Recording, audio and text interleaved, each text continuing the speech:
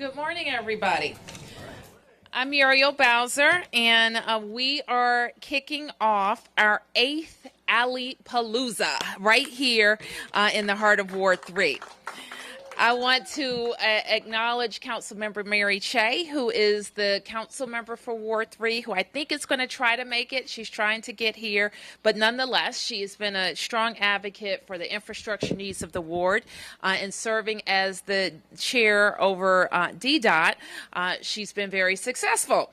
And we are very honored also to be joined by our DDOT team, who is headed by Director Jeff Marudian. And let me just say, one of the first commitments that I made as mayor is that we would invest more in the infrastructure of the District of Columbia. We are a growing city. We are already home to more than 700,000 people, a number of residents that we haven't been since the early 70s. We know that people are using our city differently, and we know that our infrastructure has got to keep up. That includes our roads, sidewalks, and alleys. Sometimes people think alleys aren't that important, but we know that our residents use them to walk, to put out garbage, to access parking. We know that our employees are in them weekly, sometimes twice weekly, picking up recycling and trash and leaves as we are in the leaf season. And we know that our nonprofits and churches and also use our alleys for entrances and for people to get in and around their buildings and for deliveries. So alleys are a key part to an infrastructure of a compact and fast-growing city. Over the last 4 years, we have made good on our AlleyPalooza commitment. Since 2015, we have repaired nearly 500 alleys across all 8 wards of Washington, D.C. We committed at first, I think that's good news too, thank you. In our very first AlleyPalooza, we committed to doing 8 alleys in each of the district's 8 wards in 8 weeks, meaning 64 alleys. DDOT completed that work, and at the end of the very first AlleyPalooza, the director came to me and said, we can get in another AlleyPalooza this season. So we embarked on our second AlleyPalooza, and now we have, in each of my 4 years in office, been able to complete 2 AlleyPaloozas. That's 64 alleys at a time. And we won't stop until all 350 miles of our city's alleys are in good condition. Thank you. And that's why earlier this year, let me also talk about an initiative that DDOT will deliver for the residents of the district, and that's PaveDC. Modeled after AlleyPalooza, it is an ambitious plan to fix every alley in poor condition by 2021 and every local road in poor condition by 2024. We know our roads and alleys are busy. We've got 700 people living in them, in and around our roads, and we swell to more than 1 million people each work day. So with that as a setup, I want to turn it over to Jeff Marudian, who is the director, as I mentioned, of DDOT. I also want to acknowledge that we've been joined by Pastor Molly Blythe-Tykert, who is the senior pastor here at Chevy Chase Presbyterian. Thank you.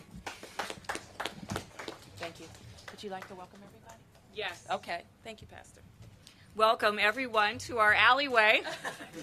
We are so pleased that the mayor is doing this initiative. We have a daycare center that is right, or actually a weekday nursery school that is right over here, and our children and their moms walk down this alleyway often to get to their school. And you make a huge difference for our congregation by fixing this walkway, alleyway. We are so grateful. So welcome, press, welcome all who are here for this celebration. Welcome those who will be doing this work. Yes. We are incredibly grateful for what you do for our city. Thank you. Thank you so much. Thank you. Thank you, Pastor. And DDOT Director Marudian. Thank you, Mayor.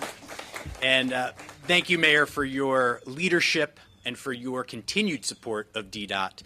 None of this work through the AlleyPalooza campaign or through our PaveDC effort would be possible without your leadership, your support, and your constant advocacy for improving all of our roadways and our alleys and our sidewalks. As the mayor mentioned, AlleyPalooza has been a successful effort. When this AlleyPalooza 8 is concluded, we will have completed over 500 alleys all across 8 wards of the District of Columbia.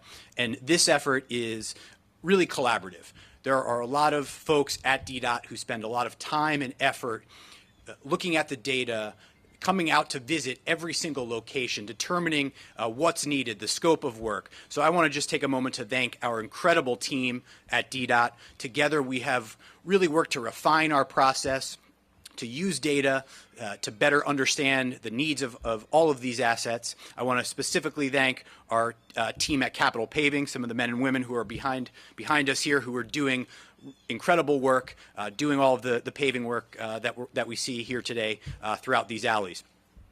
The mayor mentioned specifically PaveDC, and I just want to talk a little bit about the work that we're doing to improve the roadways in the District of Columbia. We're using data, but we're also looking at 311 requests and ANC and council office requests to better understand where there are problems. And so this is really a collaborative community effort to make sure that we know where all of the worst assets are and that we're able to put together a plan to fix them. I do want to also say that for the first time, the public can track all of our progress on our PaveDC website, which is ddot.dc.gov/PaveDC. You can track all of the alleys, all of the roads, and soon all of the sidewalks that we complete as a result of this work. We talk a lot about Vision Zero, about eliminating fatalities, and we also talk a lot about the future of transportation, autonomous vehicles. No matter what we're talking about, the most important thing is that we bring our roadways and our alleys and our sidewalks into a state of good repair. All of these things depend on that, and Mayor Bowser gets that, and that's why she has directed us to fix all of these assets. So again, I want to thank all of you for being here, and thank you to the community for their support of our work. Thank you. Thank you. And Jeff mentioned how important our advisory neighborhood commissions are to this process. Let me acknowledge single-member district commissioner Jerry Mallets from 3G05. Thank you, Commissioner. And Commissioner Mary Young from single-member district 3B04. Thank you, Commissioner, for being here as well. So are we going to have a demonstration? Are we going to walk this way so you can see the alley? But before we do that, I'll take any questions that you have. Can you talk Yes. about the cost of AlleyPalooza Sure. and just kind of break that down for us? Sure. I'm going to ask Jeff to turn to that, and he will also remember specifically how we budgeted in this financial plan to take care of alleys. So when we think about the cost of alleys, every single alley looks a little bit different, and so there are some alleys that are more narrow, such as the one that we're currently standing in, that will require a little bit less work. Some of the ones that are longer segments that have more legs, as we talk about. So any one individual alley can range in price from $50,000 up until to $400,000, just depending on the overall scope. So when you take all of those things into consideration, any one AlleyPalooza program from start to finish could cost us upwards of $3 to $4 million. Any other questions? Do you have an alley? I don't have an alley currently. I kind of miss having an alley, actually. What do you like about it? I like to be able to put my trash in the back and not the front, if you must know. And I like being able to have off-street parking. But I also like having beautiful trees in the back of my house, so I'm very grateful for that too. But we do have not every neighborhood has alleys in the back, but a substantial number do. I would venture to say probably more than 70% of the city That's a wild guess.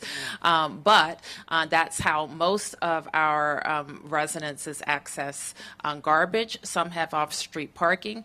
Some back up as we are in this alley to a non-residential use that uses it. And we discourage people using it for alleys for driving, but we do have there are informal walkways, sometimes more formal walkways as well. So alleys are really important to our network. All right, let's see what we have with this alley. Yes. Commissioner Young, green alleys Yes. are very beautiful. How durable are they? Because we have the alley behind 4,000 Mass that needs fixing, and I would love to see it as a green. Well, thank you for that question, because I guess maybe a year and a half ago, we entered into a partnership with DC Water on some of our green alley work, and DDOT will determine which are the best candidates for those types of alleys. Let me ask Jeff to talk a little bit more about what we've done with green alleys. That's a great question, Commissioner. In fact, we have a green alley project that's happening right now in Ward 3 as a part of our AlleyPalooza effort, which is the 3900 block of Ingomar. And there are a number of different factors and considerations that we have to look at when determining whether or not an alley is a candidate for green infrastructure. But we could certainly look at the specific alley that you mentioned to see if it's an appropriate candidate. The geometry and the topography are two particular factors that we need to look at. If it's not a green alley possibility, do you use permeable asphalt then? So there are a number of different treatments that we can use depending on the circumstances. But as we look at these kinds of alleys, and I should say that the green alleys in particular are on the higher end of the cost spectrum. So the green alley on Ingomar is upwards of $500,000 worth of construction work. We're actually doing a full renovation of that alley, putting in the facilities that will help improve drainage and so forth. So there are a number of different types of considerations, and that will inform the type of pavement that we use. What is a green alley? What makes a green alley a green alley? Sure. So a green alley is a specific type of design that allows for drainage and essentially bioretention in a way that isn't possible just with normal concrete construction. So the geometry and the way that the alley is designed help inform how the drainage system will work and function, and that determines the best way to establish how that drainage mechanism will function. So we've got a project that's happening now, not too far from here, which we could certainly show you what the construction looks like, what the subsurface looks like. That makes it different from this type of alley, which doesn't get as far beneath the surface. All right, thank you. Thank you. All right, thank you guys.